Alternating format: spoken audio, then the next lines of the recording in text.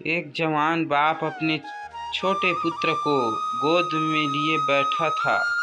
कहीं से उड़कर एक कौवा उसके सामने खपरेल पर बैठ गया। पुत्र ने पिता से पूछा, यह क्या है? पिता बोला, कौवा है। पुत्र ने फिर पूछा, यह क्या है? पिता ने फिर कहा, यह कौवा है। पुत्र बार बार पूछता था, क्या है? पिता स्नेह से बार बार कहता था, कौवा है। कुछ वर्षों में पुत्र बड़ा हुआ और पिता बूढ़ा हो गया। पिता चारपाई पर बैठा था।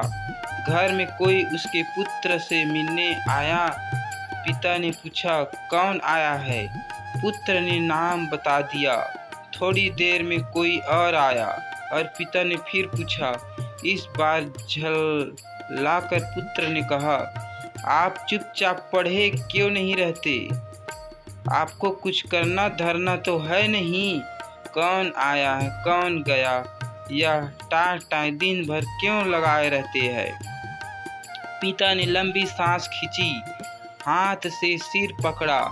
बड़े दुख भरे स्वर में धीरे धीरे वह कहने लगा, मेरे एक बार पूछने पर तुम क्रोध करते हो और तुम सैकड़ों बार पूछते थे एक ही बात, यह क्या है?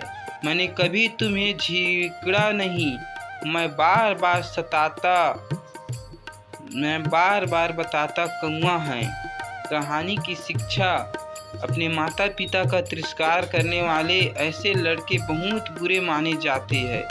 तुम सदा इस बात का ध्यान रखो कि माता पिता ने तुम्हें तुम्हारे पालन पोषण में कितना कष्ट उठाया है और तुमसे कितना प्यार किया है। तो दोस्तों, हमें कभी भी अपने माता पिता पर क्रोध नहीं करनी चाहिए, क्योंकि उसने हमारे अनेक गलतियों को छुपा कर रखना, अपने दिल में दबा कर रखा है और हम थोड़े से कष्ट के पाते हैं तो पिता पर बरस जाते हैं। कहानी कैसा लगा? अगर अच्छा लगा हो तो हमारे चैनल को सब्सक्राइब करें और बेल आइकन